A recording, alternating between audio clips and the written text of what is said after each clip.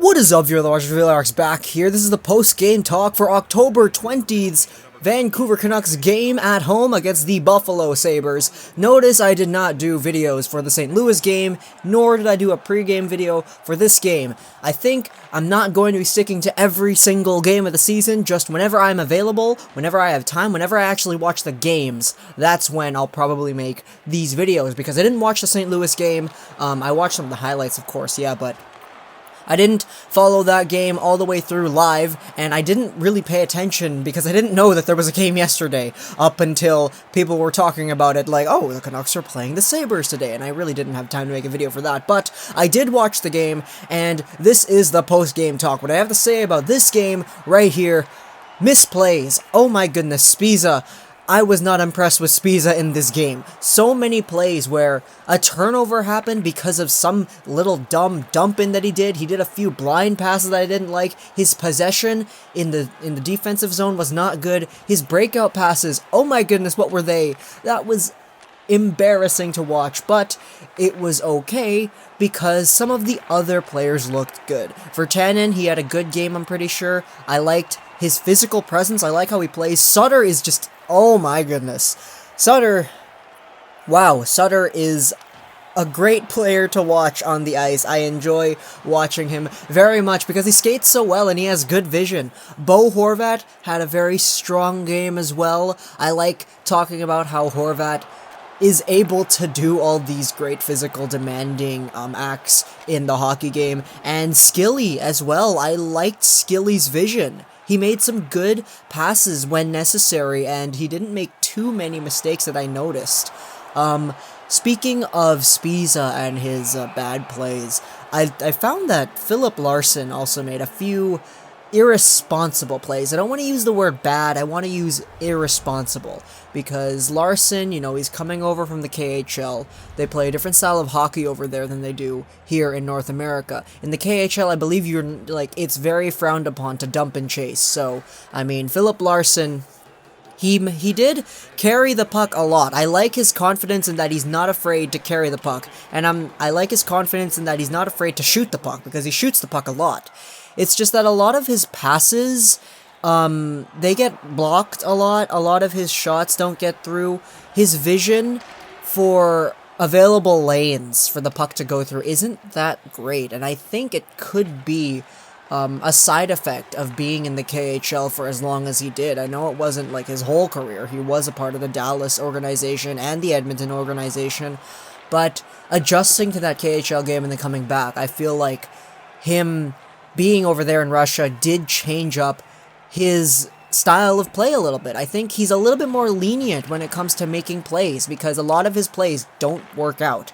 But other than that, I liked seeing him on the power play, because that was good. Markstrom, he had a solid game as well. I enjoyed Markstrom this game. He's 26, 27 years old. He's still got a few years to go in this Vancouver uniform. It's great watching him be the guy when Miller is out. It was an interesting choice to split up Henrik and Daniel Sedin, because that was a thing. I mean, John Tortorella taught me some stuff, and what he taught me was you don't want to just roll with your thoughts, because you might get into trouble if you do that. But the Sedins they did get split up. It was an interesting decision to watch, but you know, there were some good moments in this game too. Sutter coming down the wing, sniping it up high, but nope, it was saved. And then Jannik Hansen is there on that big juicy rebound. Oh my goodness, Jannik Hansen, his 100th of his career. Honey Badger, definitely one of the most underrated players in the league. His trade value was sky high last year. He didn't get traded, but that's okay, because I like having him on this team. Another amazing play that involved Sutter was the power play. Sedin, Eriksson, Sutter, Larsen. I loved the presence of all these five guys on this power play chance, especially Larsen. He held onto the puck, he made some good passes, and the reason the Canucks were able to score on that play was because Larsen took a shot originally. I do kind of get a little bit ticked off whenever he shoots it, because he does do a few shots whenever he gets it. He takes a lot of shots, he takes a lot of passes. They usually get blocked, And, you know, as I said earlier, it's that KHL connection, because the playing style in the KHL is a lot different. But this power play, oh my goodness, Sedin, Eriksson, Sutter, Larsen. Larsen takes a shot, there's a big scramble in the front of the net, and this is the part that I enjoy to watch, because the Sedins and everybody, they're just doing their jobs, and it's great. Henrik gets a touch on it, Sutter, he's taking a shot, Eriksson, he passes it over to the side of the net, and Daniel Sedin is there to get a goal. Daniel gets another goal. That's great to watch, guys. That's great to watch. This is a great game for Vancouver fans to look at, because they're just so dominant, especially in the third period. It's great. And then, who is it? Yes, Ryan O'Reilly comes back the other way. He does some fancy moves on Markstrom, dekes him out. Markstrom says no, but then eventually the puck ends up behind him because Markstrom was pulled out of position by a Buffalo skate. What in the world was happening there? There was a coach's challenge, there was a long review. At the beginning, before there was a coach's challenge at the beginning, there was a long review. It was 4 minutes long, and eventually they said, yeah, it's a good goal. Then Vancouver goes like, yeah, man, no, that was goalie interference. We're going to use our coach's challenge right here, and yeah, they didn't take it off, but it was still a good goal. But I mean, whatever. What are you going to do, right? It was a good game for Canucks fans to watch, and really, it was great, because now, you take a look at it, the Canucks, they won 2-1. We are the last undefeated team in the league. Look at the Pacific Division. Vancouver is on top. They're on top of the league. Edmonton is second, tied with Vancouver, but one more game played, so they are underneath us. Top of the league is actually Vancouver and Edmonton, so that's very interesting to note. Pacific Division is flipped on its head. Vancouver and Edmonton are on top. At the bottom, you got yourselves Anaheim and LA. Oh, man. But, yeah, I know Anaheim did have a rough start last season, so, you know, you can't really count them out there.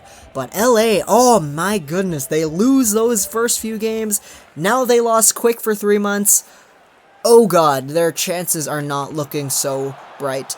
But, you know, the Canucks, they're on top, and that's all that matters, right? It's a good day in Vancouver, therefore the world.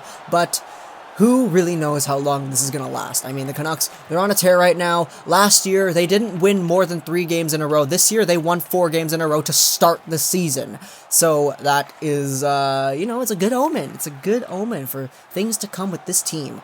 Things I'm looking forward to for the next game, I'm looking for Rodin to come back. I want him to come back. He's day-to-day, I believe, and he's just not getting that much better. So he's not here yet, but once he does step in, I'm going to be very excited. Who else?